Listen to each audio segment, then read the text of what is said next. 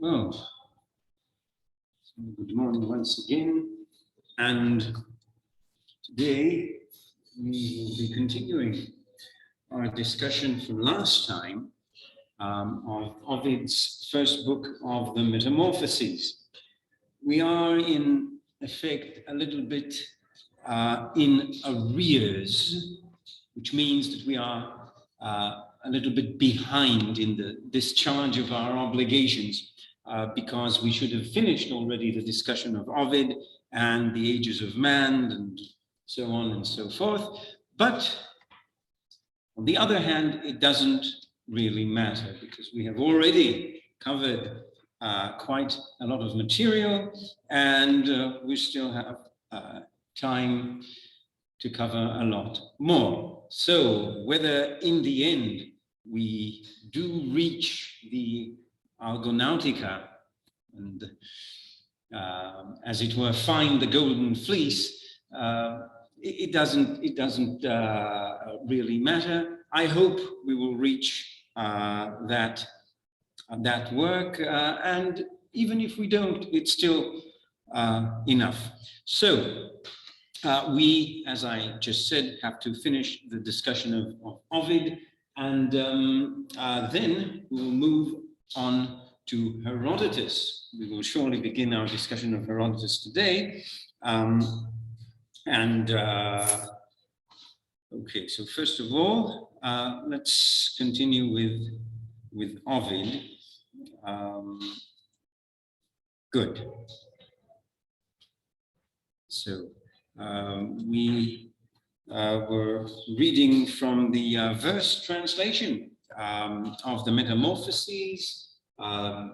We said rather free translation, but a good one nonetheless.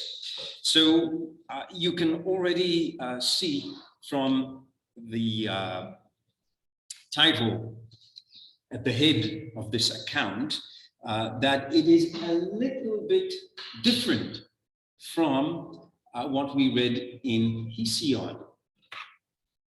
Yes, starting to reveal itself. So it's a little bit different from what we read in Hesiod, although the tradition that it follows is similar, that of the gradual worsening of morality among people in humanity. And the myth itself, we said, was not of Hesiod's invention. It did not originate with him.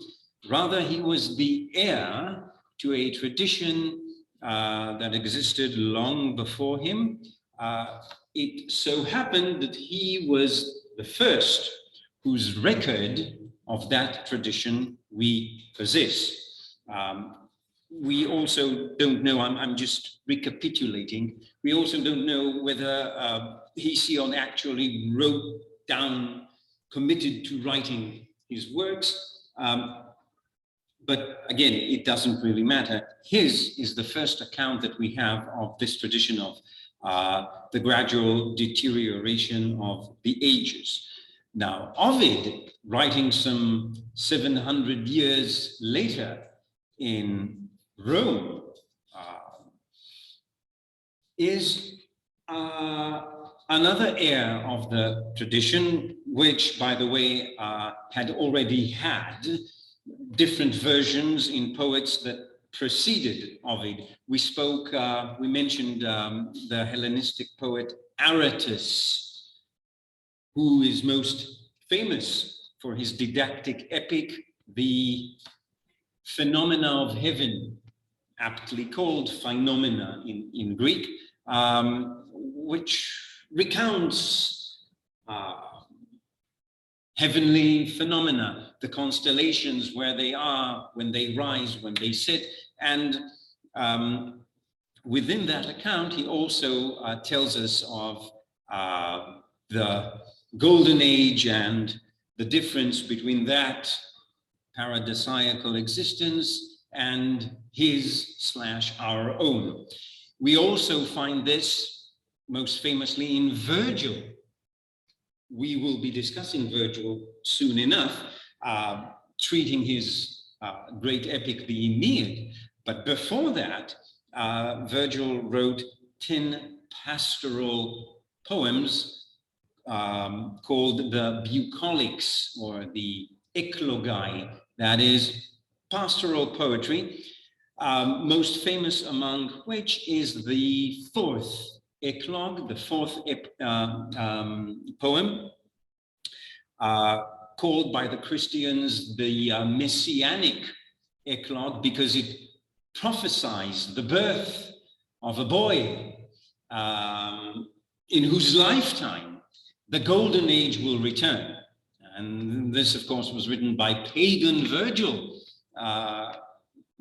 several decades before the birth of Jesus. And that is why, in retrospect, that eclogue, that poem, was called the Messianic eclogue, because when that boy is born, the world will gradually return to those paradisiacal circumstances of the golden age. Wars will be forgotten.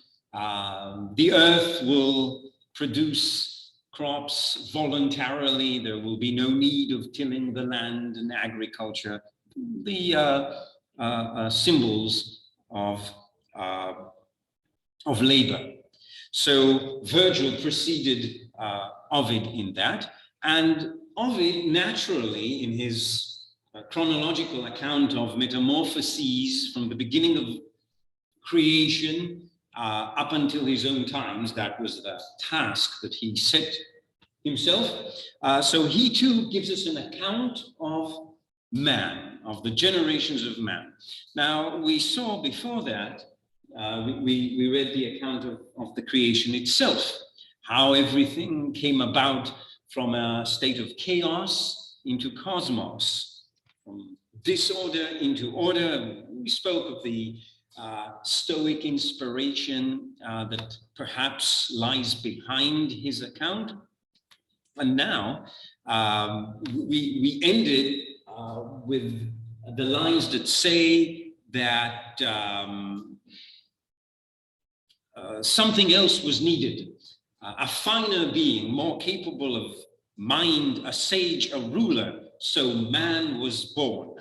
It may be in God's image, or earth perhaps so newly separated from the old fire of heaven, still retained some seed of the celestial force, which fashioned gods out of living clay and running water.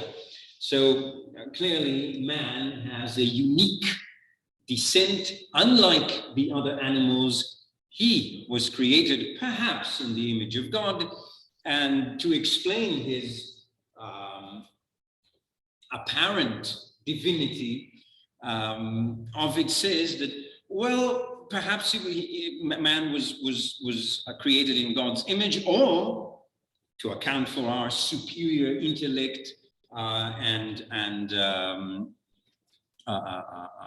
greater intelligence, perhaps being earthborn, the earth of which we were initially created was purer or richer than the earth today. It still contained or retained some of the celestial force, because in the preceding account we read how everything was in the beginning in a state of confusion.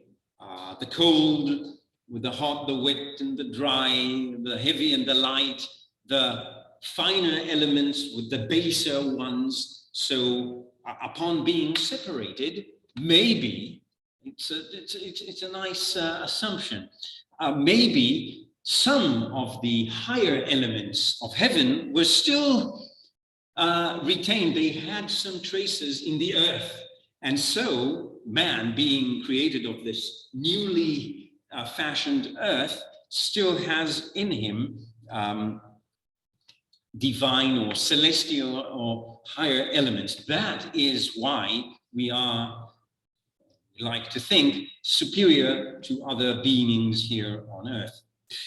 This, by the way, is also reminiscent of the Stoic thought that contends that in everything that is created, that is here, that we can see, there is a divine spark, as it were, because divinity, being the creator of all, and we said that divinity encompasses many things. It can be called Zeus, it can be called providence, it can be called the divine reason that governs and directs everything to good purposes, of course. Divinity in itself being all good, it cannot of itself produce anything that is ill, bad, or whose purpose or intention is to harm. So divinity, having created everything, imparts onto everything of itself. That is a divine element. There is divinity in everything, but in varying degrees. So perhaps in the inanimate objects, the degree of divinity is less, whereas in living beings, it is in greater quantity. The highest quantity, of course, being given to us, to the race of men, humanity at large. So this is how the Stoics viewed the matter. And of course, this is also reflected here.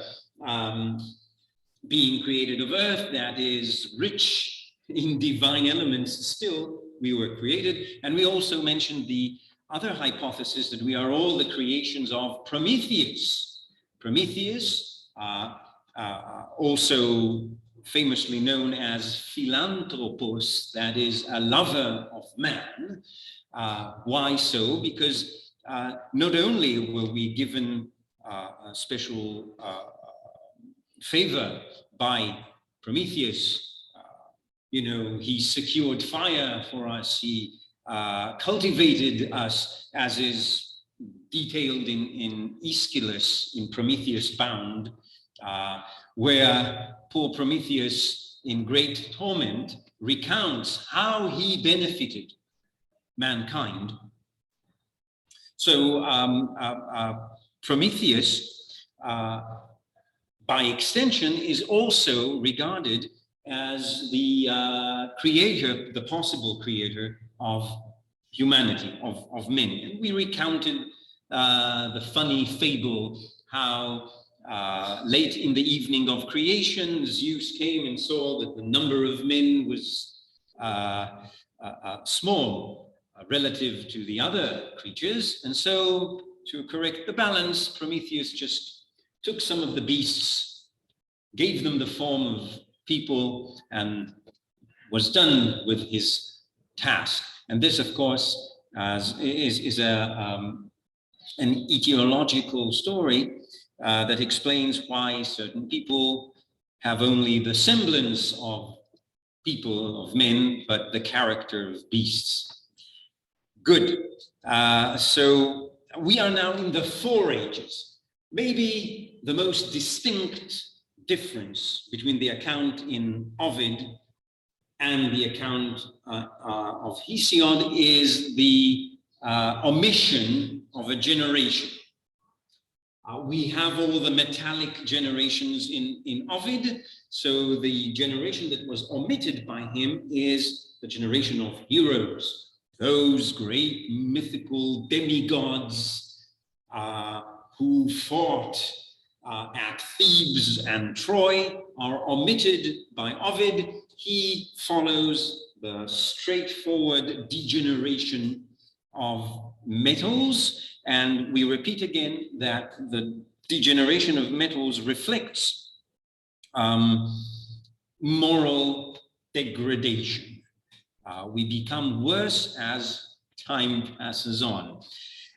And of course, the general characteristics of each generation are going to be the same.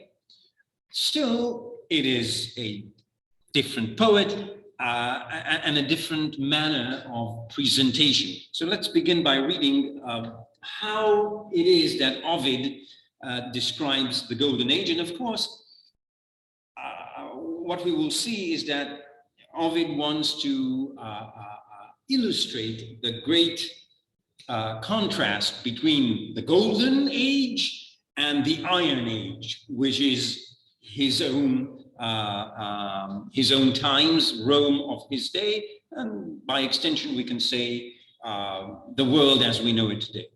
So the Golden Age was first a time that cherished of its own will justice and right. No law, no punishment was called for. Fearfulness was quite unknown, and the bronze tablets held no legal threatening. So even at the very beginning of the description of the Golden Age, we have again distinct Roman characteristics and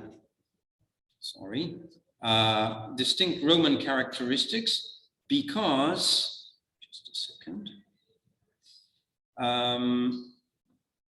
because Ovid refers here to the idea of justice, okay?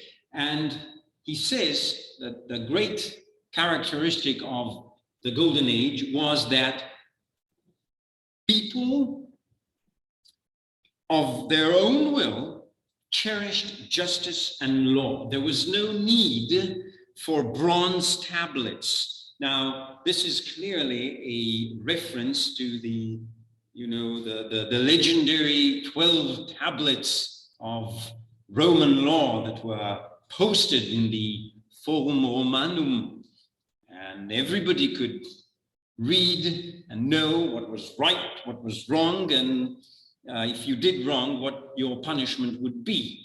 So there was no need of law books, as it were, in which were encoded the laws, the details of right and wrong and just retribution. No, people kept the unwritten law. Law was a natural thing that was so innate in people that it had no need to be written down.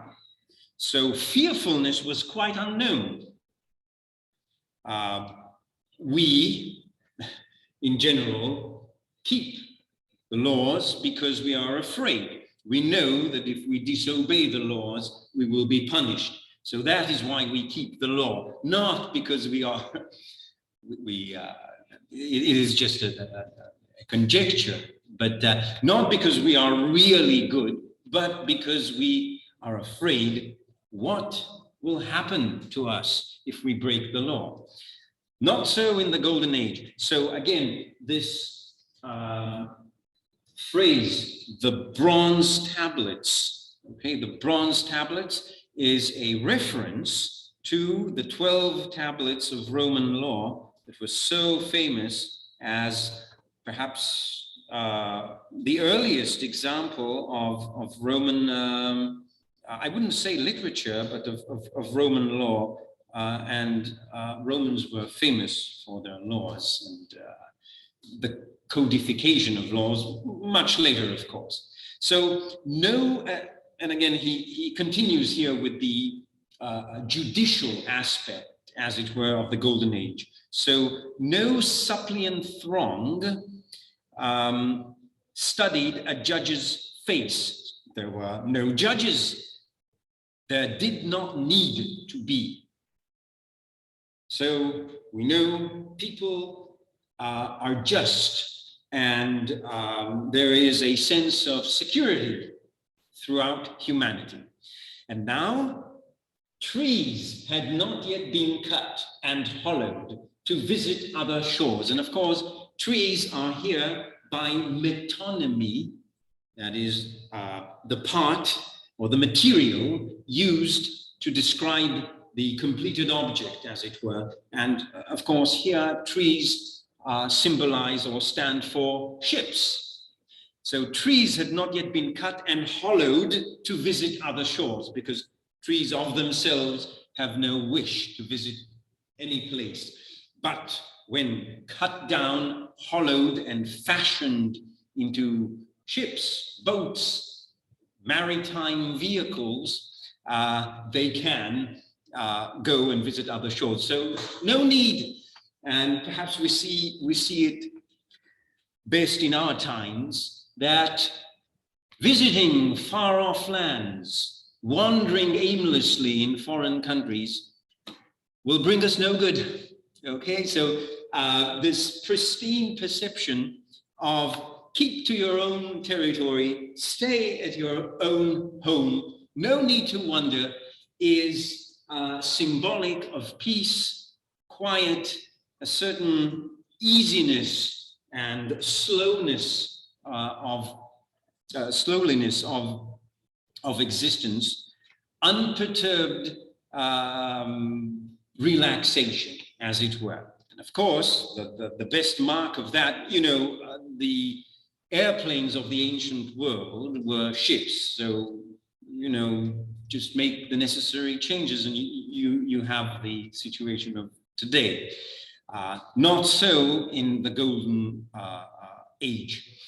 Men were content at home and had no towns with moats and walls. Again, very reminiscent of Roman towns and Roman military camps. The first thing that you do when you set up a military camp is to encircle it with a moat and a wall. If you read Caesar, you will see that there are a very common expression. You fortify your camp, or city, your town with a moat, that is sort of trench, and a wall to protect it from enemies. There was no need for such fortification, and no trumpets blared out alarms. Now, the alarm of the trumpet, again, is a symbol of war. Before you go out to fight, there is an alarm of the trumpet, and the soldiers go out to fight. No such things. Things like swords and helmets had not been heard of. So again, Ovid emphasizes the aspect of peace in the Golden Age. No one needed soldiers. People were unaggressive and unanxious. So the lack of anxiety, which is perhaps the hallmark of our days, or the Iron Age, was unheard of. It was unknown. The years went by in peace. And now, again, another staple characteristic of the Golden Age is the earth, untroubled, unharried by hoe or plowshare.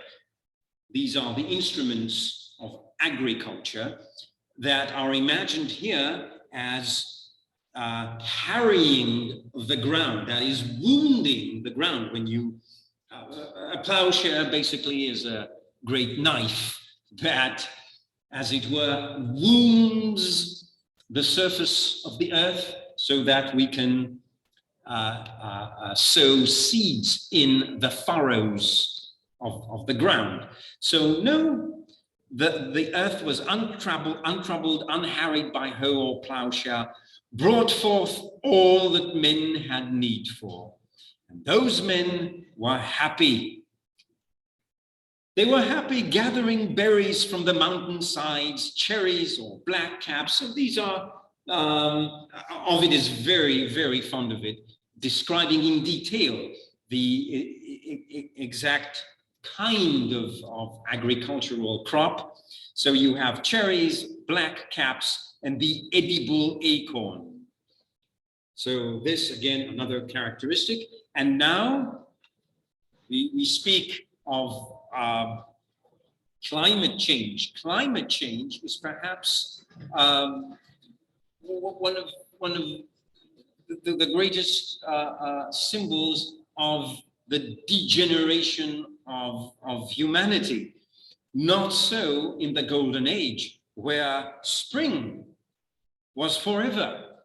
with the west wind blowing softly across the flowers no man had planted. Okay, so once again, a reminiscence of the fact that there was no agriculture.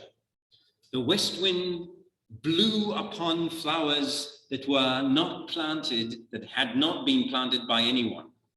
And earth unplowed brought forth rich grain. The field unfallowed, that is, again, uncultivated, whitened with wheat. And there were rivers of milk and rivers of honey. And golden nectar dripped from the dark green oak trees. So again, this, I would say, is a description of paradise, right? You have rivers of milk, rivers of honey. I cannot see any of those in our vicinity these days. And even more than that, golden nectar, which of course is the beverage of the gods, ambrosia being their food. So nectar dripped down from the dark green oak trees. But good things, all of them must come to an end. And so we mentioned it last time. Hesiod does not mention it, but Ovid does. After Saturn was driven to the shadowy land of death. Now, it perhaps requires mentioning that Ovid, writing in the Roman Latin tradition, uses the Roman names of the gods, whereas Hesiod naturally uses the more or less original Greek names. So Roman Saturn is Greek Kronos. They are the same god, the same titan. And after Saturn was driven to the shadowy land of death, that in the original it has the word, appears the word Tartarus. That is the caverns of the underworld, that place that is innermost, and some would say the worst place of the underworld. But the driving of Saturn and the other titans to Tartarus is a result of the great war that was fought between the elder gods, the titans, and the new young gods headed by Zeus. And that first contention, that first strife, the first cosmic war, we might say, marked a worsening of existence, a degeneration in morality. And this brought about the silver generation. So Hesiod does not tell us why the golden generation perished. He just says that when these had perished, they became the guardian spirits upon the earth. Guardian angels, we would call them today. But why? Why did that happen? We don't know.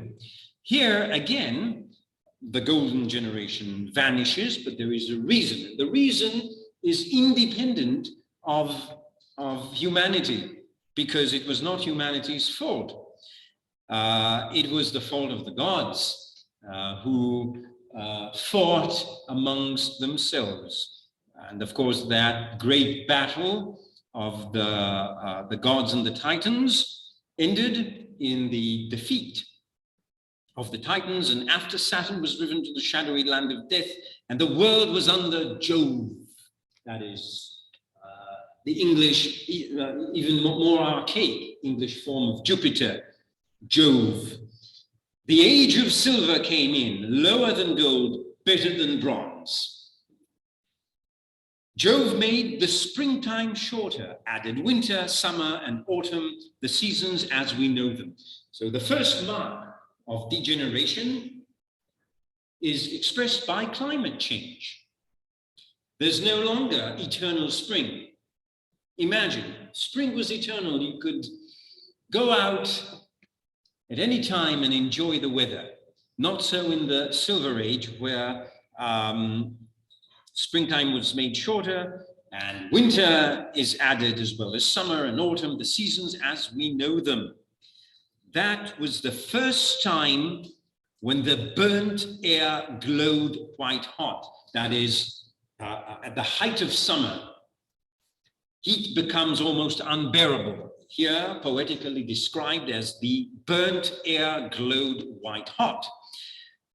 On the one hand, on the other, we have the freezing winter of icicles hanging down in winter. Okay, so the burnt air glowed white hot, or icicles hung down in winter.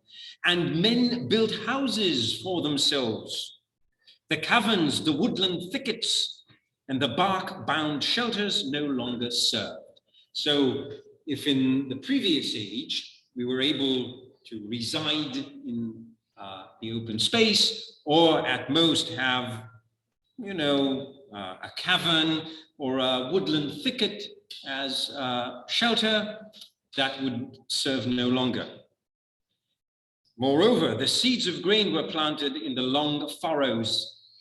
And so another mark of degeneration is the need for the cultivation of the land. Agriculture is born when, to begin with, it was not necessary. And here, one of the most, I would say, empathic descriptions in the account of the generation is the suffering not only of people, but of the animals.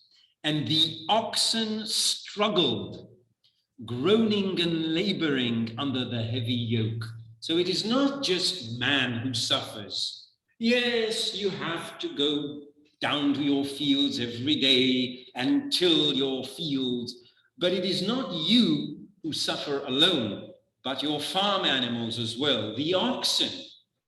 So this is what I find very, as I said, empathic in Ovid, that he does not dwell on people alone, but he imagines the discomfort brought upon the animals as well, because the oxen struggled, groaning and laboring under the heavy yoke.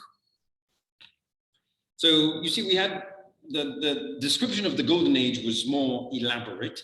The description of the Silver Age is shorter, and now the Bronze Age.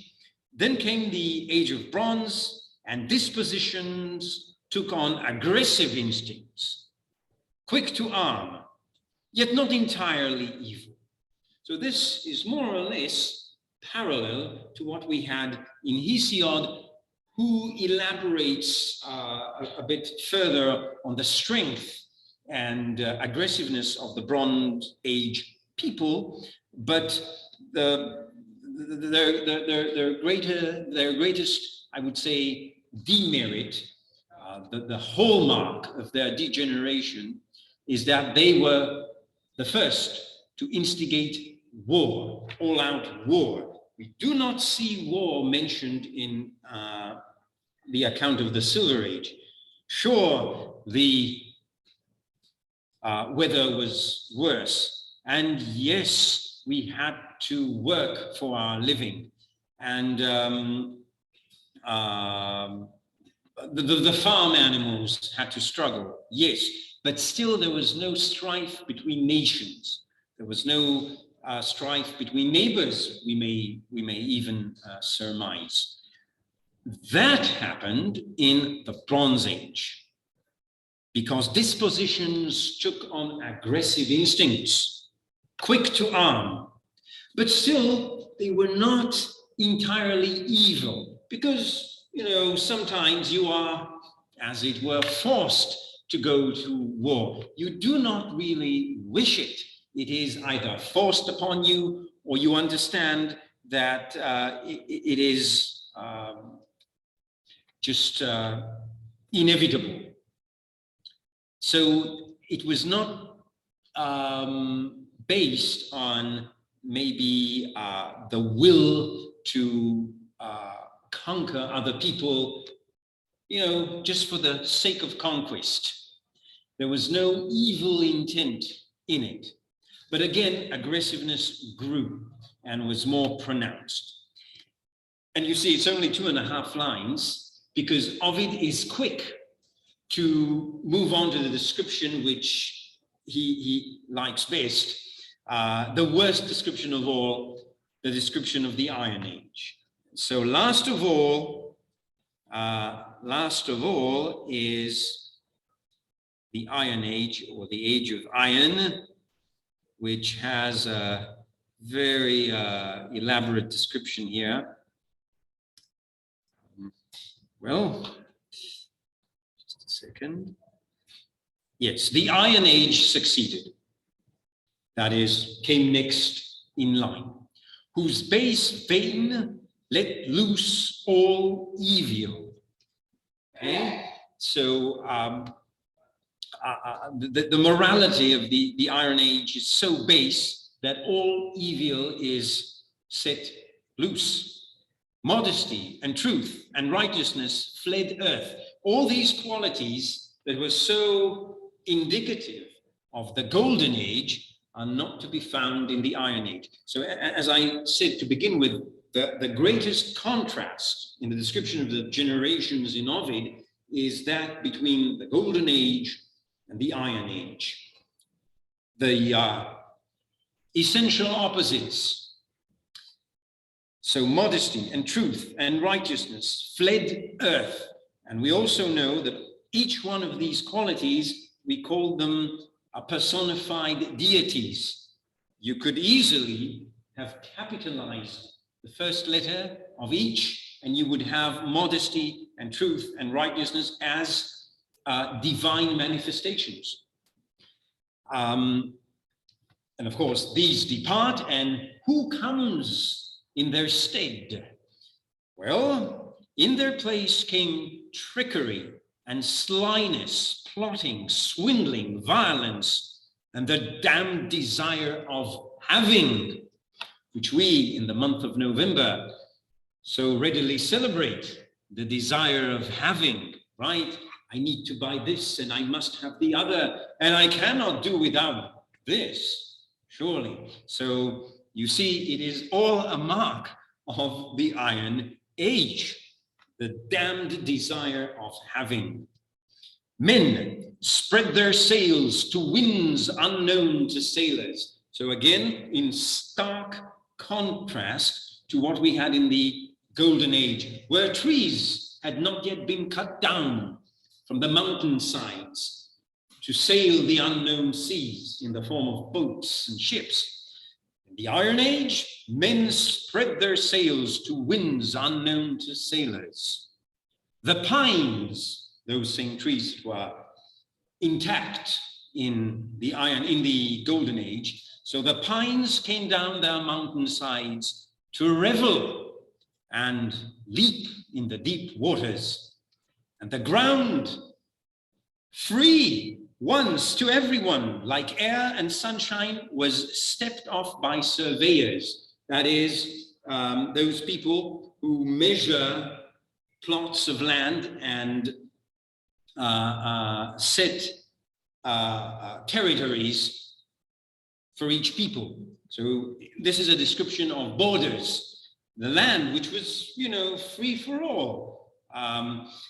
Famously, Carl Sagan, the great astronomer and science communicator of the 20th century, would show a picture of Earth taken from space as a whole community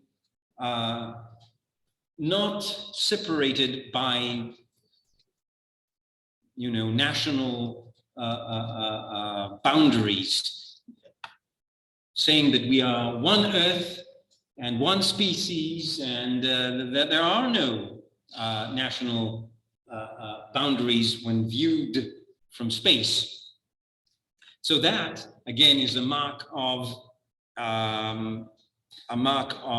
the Golden Age, which is no longer extant. Because today we have very clearly defined boundaries, and even within countries, there are set territories. This is my plot of land. Do not encroach upon my field. So the land was once free, no longer. The rich earth, good giver of all the bounty of the harvest, was asked for more. So we are no longer content with having agricultural produce. No, we must dig and delve and, as it were, go down to the very bowels of the earth to extract what? We dig into her vitals. You see, earth is being personified. We dig into her vitals and we pride out the wealth a kindlier Lord had hidden in Stygian shadow. That is, we go so deep that we reach the river Styx, that is Stygian shadow. The river Styx being emblematic of the center of the earth, as it were, deep into the vitals of the earth to extract gold and metal, other precious metals, and oil, and all these elements that we find so serviceable and necessary for our modern existence.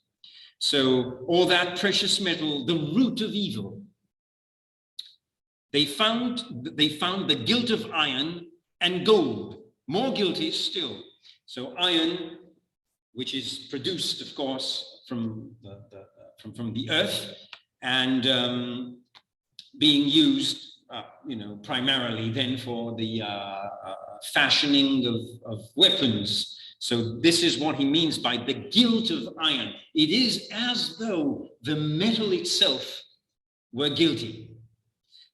And then gold, which has greater guilt, because people would kill and trample over their fellow men to gain more gold and precious metals.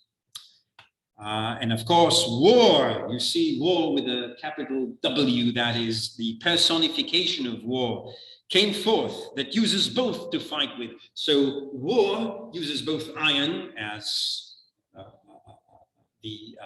the material of which the weapons are made, and gold, which is the cause perhaps of war to begin with. Bloody hands brandished the clashing weapons, and men lived on plunder. Guest was not safe from host. Again, this is a point that we find in Hesiod because of the great importance of the relationships between guest and host. We spoke of that quite a lot.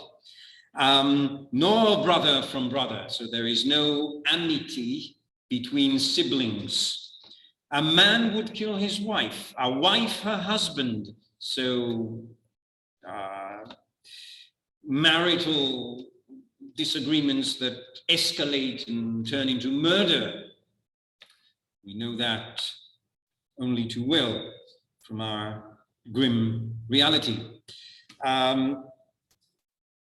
Stepmothers, well, what is more emblematic in legend of evil than the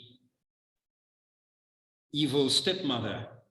Dire and dreadful, stirred the brews with poisonous aconite, which is a form of poison, and sons would hustle fathers to death.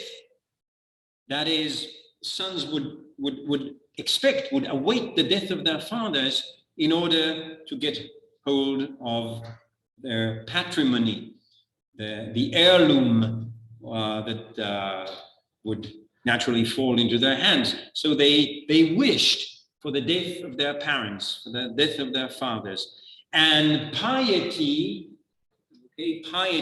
that is the sense of, it is many virtues in one, piety. It also, it encompasses reverence, both in respect to the gods and respect to other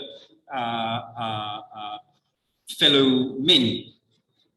So piety encompasses that. and a sense of justice, a sense of modesty. Piety lay vanquished, and the maiden justice, last of all immortals, fled from the bloody earth. So we saw something that was parallel in Hesiod, and that is the fleeing of Nemesis and Eidos, that is shame and retribution, those goddesses that were still among us. They too have despaired of humanity and fled back to heaven. Here it is the maiden justice. In Latin it is Astrea, that's her name. The maiden justice, last of all immortals, fled from the bloody earth. And it is significant that Ovid ends his account of the generations with the fleeing of the maiden justice. Why? Because he began with justice in the golden age that was kept by all. Justice was part and parcel of being human. Today, or rather in Ovid's day, the concept of justice exists no more. Why? We just saw the great detail of evil that is rampant upon the earth. Good. So with this, we come to the end of the generations, and we can only hope for the best, since we all remember that hope was still in Pandora's jar, and we always like to hope for a better future. Well, who knows? Maybe it will come upon us someday. Good. So we end our discussion of Ovid, and we move on to something which is completely different in many respects. First of all, we go back to Greece. We were in first century Rome up until now with Ovid, and we go back to Greece, and we will speak of Herodotus, whom Cicero called the father of history. Okay, so Herodotus, let's see, Herodotus, good. And now, not only that, okay, not only are we back in Greece, but we also change the genre. That is, we were discussing some awful noise. Thank you.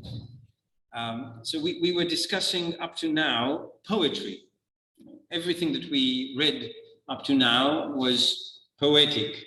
And with Herodotus, we move on to prose. Herodotus, although, as we shall see, was greatly inspired by poetry, nonetheless, he was a writer of prose. And of course, he is best known for his great monumental composition called the Histories. The Histories of Herodotus. He was the first Greek or Westerner, we might say, that we know of, that we have actual proof, who wrote a scientific account, not exactly of his own time, that would be more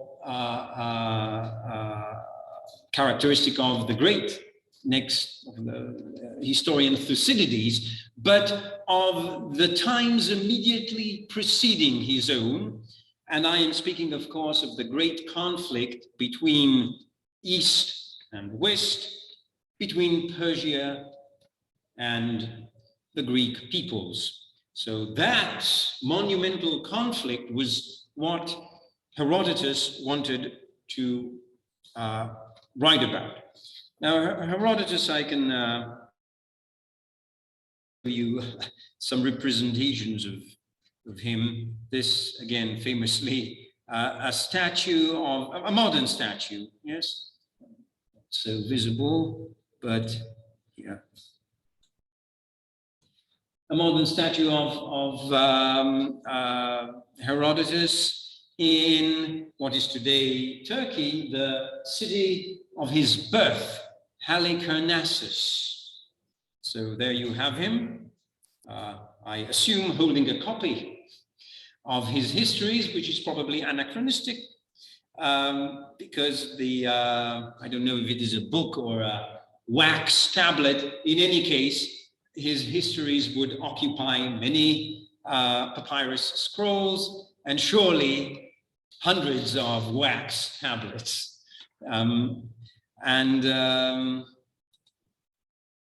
Yes, another perhaps a very famous representation of Herodotus is this bust, as it says here, a copy of a Greek bronze statue that was of the first half of the 4th century BC. This is a copy of it from the 2nd century AD.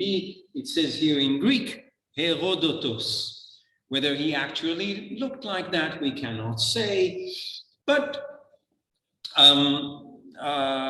at least we have an image in our mind of who this historian was.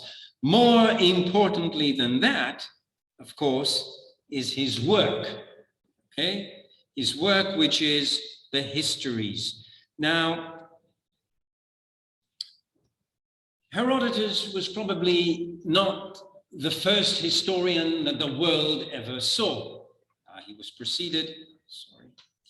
preceded by many, and just a second. He was preceded by many, most notably there were geographers and tellers of tales that were called the logographers, those who wrote stories, but none of them were as methodic or focused as was Herodotus. Now, most famously of all was the geographer Herodotus of this city here, Miletus. You see it? Miletus, a very, very important little city in the annals of ancient Greek thought. Miletus can rightfully be called the cradle of Greek science. Why so? Who most famously came from Miletus? Thales, the first philosopher, researcher of nature, and his successors, Anaximander and Anaximenes, also the 3 Milesian scientists, the first scientists of Miletus. So it was only natural that the first geographer, as it were, would also come from there, and he was Herodotus of Miletus, and he wrote a treatise, or rather, he is said to have drawn a map of the known world, and that was probably accompanied by a description, a written description of the known world. It was called the circumnavigation of the known world. That is a travel by boat, as it were, that encircles the known world. Circumnavigation of the known world. So it is assumed that Herodotus was very much indebted to Herodotus in matters of geography, and also to other historians which probably preceded him, of whose works nothing remains, and therefore we will not really mention them, but he was inspired by them. He, however, was the first who tried to set out in writing a complete account of something that he considered to be of the greatest importance to his age, and that is, as I said, the conflict between East and West, Persia and the Greeks. Now, Herodotus was born to a wealthy family. It is thought here in Halicarnassus. You can see it is southwestern Turkey of today. He, in the wake of political upheavals, left Halicarnassus and traveled westward to Athens, and thence he also reconnoitered the known world of his days. That is, he traveled to Egypt, to Babylon, and also settled in the end in South Italy, in the city of Thurii, where it is supposed he also died. In terms of chronology, Herodotus was born in the 5th century BC, more or less in 485 BC, and lived, it is assumed, 60 years, died in 425, more or less. Now, within the compass of these 60 years, he, of course, traveled widely and also composed his histories, which are written, although it is assumed that he wrote them in Athens and also recited them in Athens. They are not written in the dialect, the Greek dialect that was spoken in Athens. No, they are written in the Ionic dialect of Greek, which is, of course, the dialect that was prevalent in Ionia. As you can see in the map, we've already mentioned Ionia, that part of modern-day Turkey, the southwestern part of modern-day Turkey, where most of early Greek literature arose. Of course, Homer comes to mind here. And inspired by Homer, there are lots of Homeric linguistic characteristics in Hesiod too. Now, in the end, Herodotus committed to writing his research of what happened in the past, and he recited it to audiences in Athens. So the origin of history, we also see, is in oral distribution. It was communicated to the audience orally for many reasons. First of all, books were not simply there.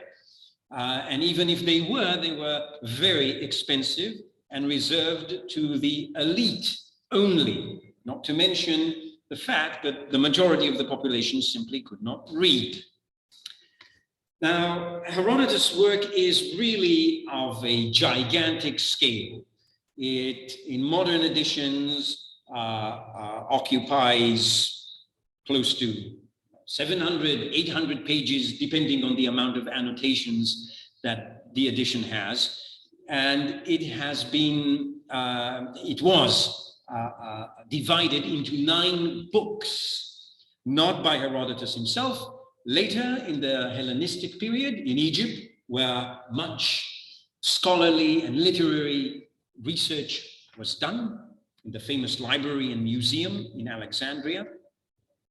So there it was that Herodotus' work was divided into 9 books, each entitled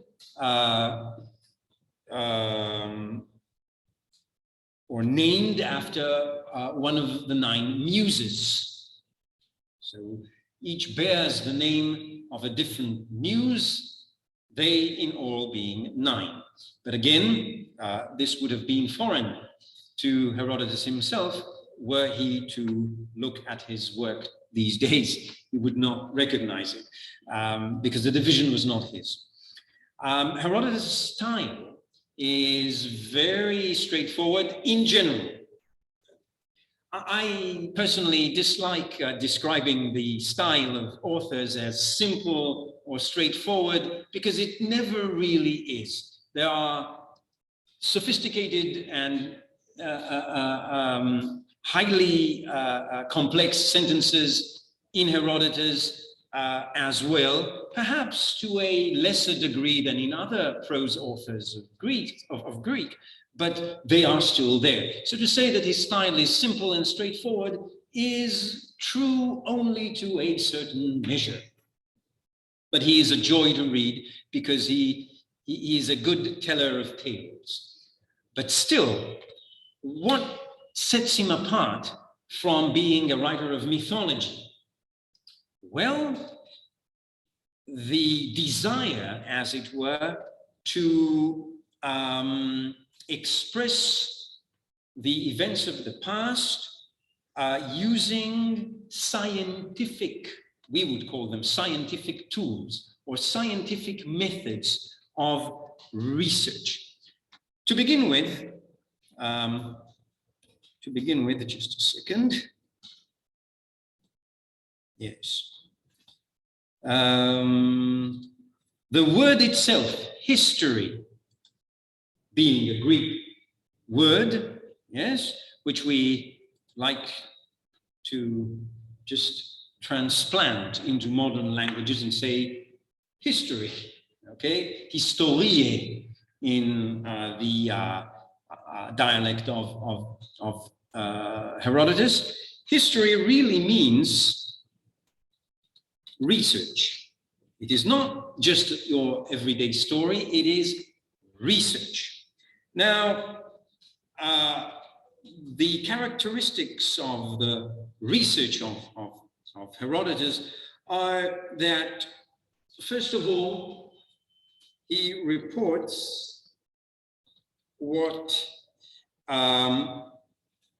he has seen and heard. Mind you, there was no great library that he could visit and sit in and peruse at length the contents of many books or many scrolls to glean information, historical information from them. They simply did not exist. So he was a reporter of what he has seen and heard. So it is both eyesight and hearsay that he describes, that he writes. But where does science, or where do scientific tools find expression? Well, he does not write everything that he saw and heard. Rather, he exercises judgment. So an important element in the writing of Herodotus is the exercise of judgment. That is, first of all, if we are speaking about hearsay, the accounts that he heard from the elders of the settlement where he visited, of what had happened, so he has to exercise judgment in the selection of his informants and use his better judgment to decide what might be closer to the truth and what might be more remote from the truth. So he has to compare and contrast the accounts that he receives. And again, form an opinion of how valuable the information is that he received, and record only that information which he, based on his scientific powers, considers reliable. Of course, being such a pioneer of historical writing, he would still include stories that we would consider unhistorical, or we would not expect to find in a modern history book. But that has another reason.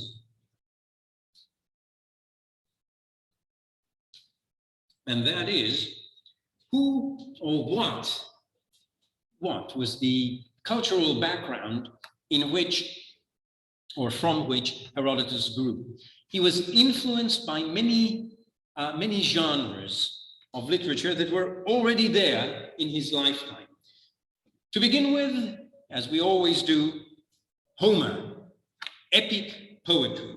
So from epic poetry, or the influence of epic poetry, the influence of Homer is that the concept of what we would call monumental history.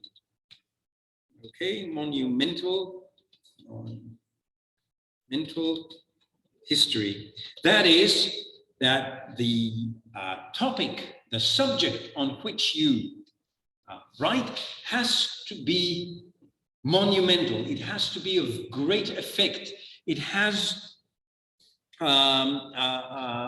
to inspire in its magnitude. And of course, the conflict between the greatest powers of the earth conforms to that definition of monumental history. And of course, the same applies to Homer, from which this principle came. Homer does not speak, as we said, of your common everyday incidents. No, but the clash of great armies, kings and demigods, and so on and so forth. So we have that. What else comes from epic poetry? The concept of the heroic personality. So we will find in Herodotus such great personas or personages as Leonidas or Themistocles, who are almost demigods in their general comportment, in their behavior. And that, of course, is directly inspired from the heroes of epic. And lastly, perhaps not lastly, but additionally, another epic characteristic in terms of style is the use of speeches. Speeches, which we might say speeches in set scenes. What do I mean by that? Let's go back to the Iliad, which we always love to do. Aeneas and Achilles are about to clash in a duel. But before that, every one of them has a great lengthy monologue describing his lineage, his parentage, his great feats in battle, his prowess, his valor, all those sublime qualities. So this is called a speech in a set scene. That is, we are about to witness a great clash of heroes, but before that, we have great speeches. The same applies to Herodotus. So before we have a description of a great battle, there will probably be the speeches of the generals, of the kings, in preparation for that pivotal description of a great battle. So that is the effect of epic literature, epic poetry on Herodotus. Another aspect was wisdom literature, the didactic literature, which we also spoke of in connection with Hesiod, the attempt to instruct and to teach. So that was also part of the influence on Herodotus, the influence of wisdom literature. And perhaps the greatest example of that, which we will read, is the story of Solon and Croesus, where we have a pattern of questions and answers, such as, who is the happiest of all? There is an answer. The answer is unsatisfactory. So who is the second happiest of all. Another answer, which is again unsatisfactory, and then a lesson learned. Okay, so this is the effect or the influence of wisdom literature on Herodotus. It is not as prominent as the influence of epic, but it is there and at key points in the story, such as the encounter of Solon and Croesus, which we will read. But by far, the greatest influence, literary influence on Herodotus is the influence of tragedy. The influence of tragedy that infuses his entire history. It is there everywhere. And when I say the influence of tragedy, there are two, maybe if we want to simplify things, two great characteristics of tragedy. First is belated understanding. Okay, belated understanding. We saw that in the Iliad too, that we only in retrospect understand where we went wrong, what our mistakes were. And in the play Alcestis by Euripides, King Admetos, I believe, has the very apt and laconic phrase where he says, Arti manthano. That means I learn or I understand too late. And that is the epitome of tragedy. So we have belated understanding in Herodotus all the time. King Croesus, who only belatedly understood his great error in wanting to subdue a great empire. Yes, if you attack the Persians, you will subdue or destroy a great empire. Confident in his own strength and ability and resources and wealth, he was sure he would be the conqueror, only to find out belatedly that he was the vanquished, because the kingdom which he destroyed was his own, as was the famous oracular response.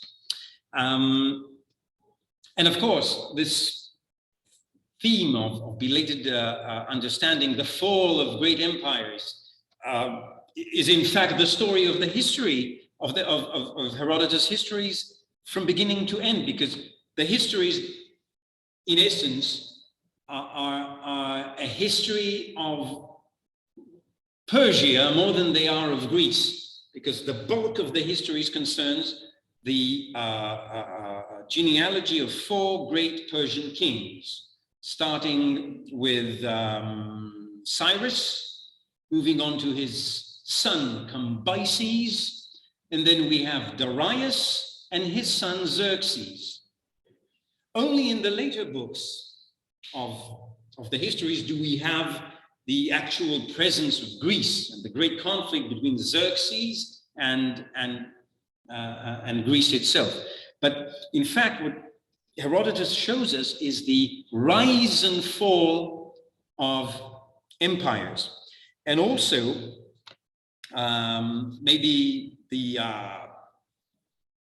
second, this was the first element that we said, that is characteristic of tragedy. The second is that whatever happens in the world, there is a balanced order, okay? An order in the universe, a balanced order in the universe, and it is exemplified in the stories that we read in Herodotus. For instance, if you do wrong, there will be retribution. Herodotus, being still, in the infancy of historical research, often attributes that retribution to the god. But the god of Herodotus is not so much use of mythology as it is what we might say a kind of fate or necessity, and the belief that there is a balance in the universe, that things cannot be out of order. And again, the basic principle of Greek thought, be it literary, historical, philosophical, scientific, is that there is order in the universe. There is no chaos. The aspiration is to come out of a state of chaos and into a state of cosmos, of order. So it is a great influence, of course, of tragedy, because we see in Greek tragedy that things are always resolved, often not the way we wanted them to be, but they are resolved nonetheless, as a product of that order, that balance that exists in the universe. And that is something which is very much characteristic of Herodotus himself. So perhaps it would be a good idea now to start actually reading what Herodotus wrote, even though we do so in translation. Now, the translation that I sent you is perhaps the most fully annotated version of Herodotus in existence in the English language today, and that is the landmark Herodotus. That's what it's called, the landmark Herodotus. It is a series of books, of translations of classical authors, most of them historians, as far as I can recollect, and they incorporate first-rate translation, mostly, in most cases, new translations, freshly done for that edition, accompanied by copious notes that are really eye-opening and shed new light on the text and are absolutely essential. And most importantly, are on the same page as the text itself. So you can make your own choice whether to read them or no, but they are there. You do not need to flip back and forth from the text to the notes at the back, which can be frustrating. Now, this translation was done by a scholar, Andrea L. Purvis. Again, for this edition specifically, it is the best edition of Herodotus that I know in English today. It is fairly recent. I don't recall exactly the year of publication, but it's listed there in the bibliography. Highly recommended if you can get your hands on that translation if you want to read Herodotus. There are others. I have no doubt there are other fine translations of Herodotus, but this is the most complete in terms of annotation and also, I would say, readability. So let's begin. In the tradition of epic, we have a proem, prooimium, with the great exception that there is no invocation of any muse here, no request from the gods, please attend my undertaking and assist me in completing it. No such thing, but a proemium, a proem nonetheless, where Herodotus informs us, as the note here says, of his general purpose in this brief preface. So Herodotus of Halicarnassus, which we just saw, here presents his research, Historia. Okay? Why? So that human events do not fade with time. So there is an importance to memory. And this also forms a nice connection with the titles of each of the 9 books bearing the name of a muse, because the muses were the daughter of the goddess Mnemosyne, which is memory. Mnemosyne, of course, and Zeus. But Mnemosyne was the mother, memory. So we do not want the memory of human events to fade with time.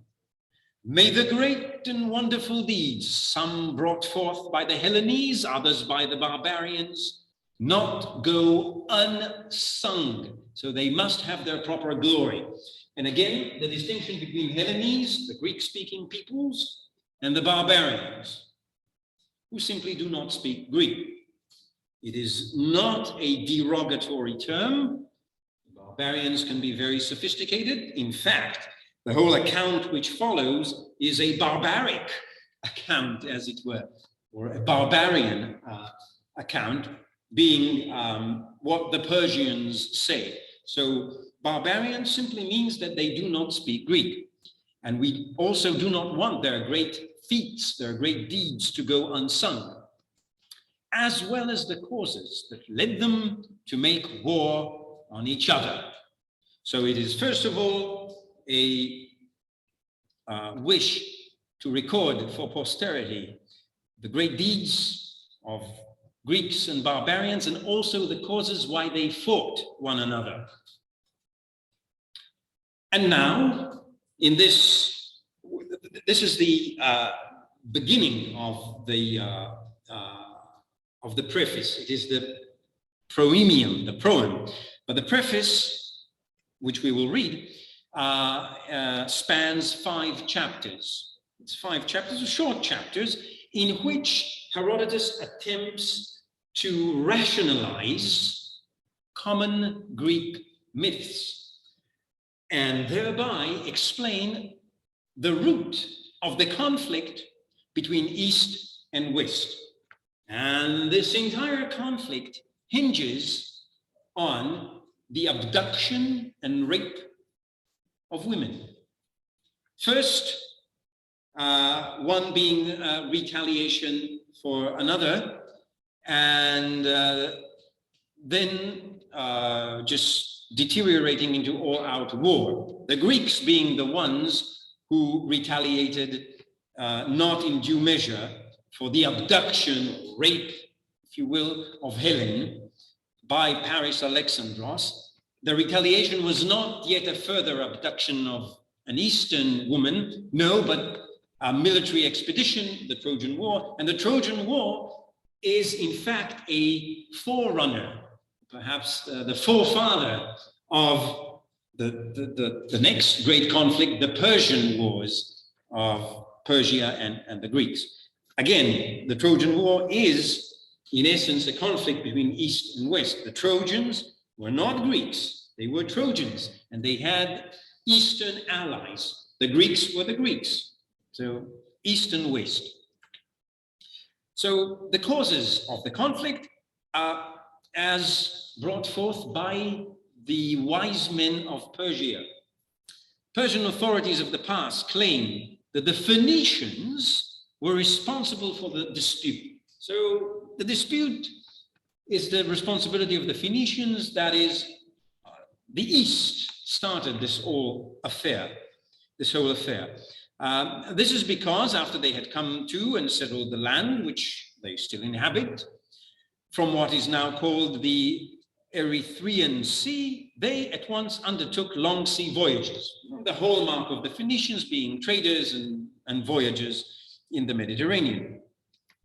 And in the course of their voyages, they came to Argos, a city in the Peloponnese, and there, at this time in the land we now call Hellas, Greece, Argos surpassed other places in all things. And when the Phoenicians reached Argos, they set out their cargo for sale. So, a relatively mundane scene of merchants coming ashore to sell out their wares. And who comes to make her first purchase? Io, okay, the princess, the king's daughter. Her name, according to what the Hellenes also say, was Io, daughter of Inachos. Now, Io is also known from Greek mythology. She was beloved by Zeus, changed into a cow, and she was beset by a fly that disturbed her, and Io made all the way from Europe to settle in the form of a cow, to settle in Egypt. This, of course, is something that Greek reason cannot really accept. And here we have a rationalization of that myth. Io was a princess. She was abducted by the Phoenicians, who, in the course of their voyages, deposited her in Egypt. So Io herself was among the captives. The Phoenicians put the women on board their vessel and set sail for Egypt. So it was a very simple and cruel case of lust by the Phoenicians. They abducted Io and her retinue of young women and set sail for Egypt. This is how Io found herself in Egypt. Okay, so this is how Io came to Egypt, according to the Persians, though the Hellenes disagreed. So there is a variant of that story, a few paragraphs on. It doesn't really matter. So they say that following these events, certain Hellenes, whose names they cannot specify, came to the port of Tyre in Phoenicia and abducted the king's daughter Europa, another famous mythological character, but this time abducted by the Greeks. These Hellenes would be Cretans, and now the score was even.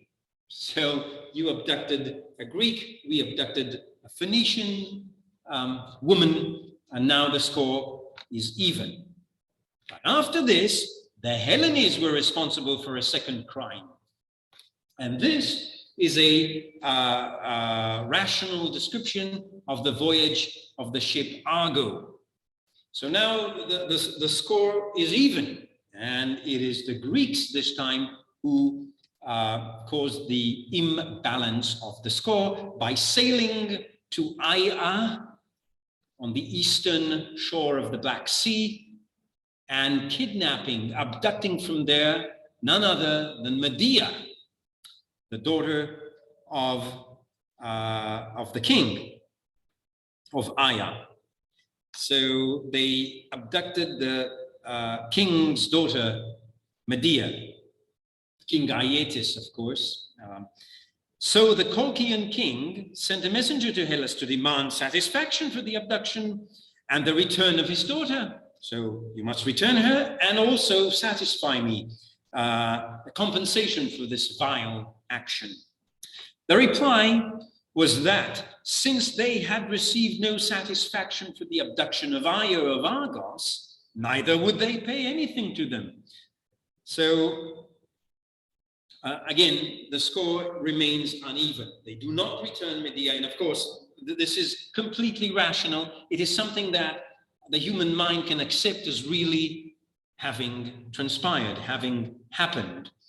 Unlike the myth itself, which I hope you know, involves magic and dragons and harpies and clashing rocks and 1,001 legends, which probably never happened. But the imagination of people can grow wild. So this brings everything down to within rational boundaries. And so we are still at an uneven score. The Greeks have abducted Medea, and now those who inhabit the East, be they whoever they are, they still have a score to settle with the Greeks. And this, of course, finds expression in the next generation. In the generation following these events, Alexandros, son of Priam, heard the stories and wanted to abduct a wife from Hellas for himself, quite confident that he would pay no penalty since the other side had not paid either. So again, there is no judgment of Paris. There is no great conflict between the goddesses, who is the fairest among them, and Paris having the role of judge. Nothing of the sort. A simple will to settle the score by Paris Alexandros, only he miscalculated, and the abduction of Helen resulted in the Trojan War. So up to this point, there had been abductions only from each other. But after this, the Hellenes were largely responsible for offenses, for they began to make war on Asia before their enemies made war on Europe. So the response of the Greeks to the abduction of Helen was to make war on the east, on Troy, and that preceded the Persian, by many centuries, of course, the Persian invasion into Greece. Very well. So as I had anticipated, we couldn't encompass all of Herodotus today, and that's good. That's good because we will do so next week. So we will continue with the great story of Solon and Croesus and learn who the happiest of mortals is. Great.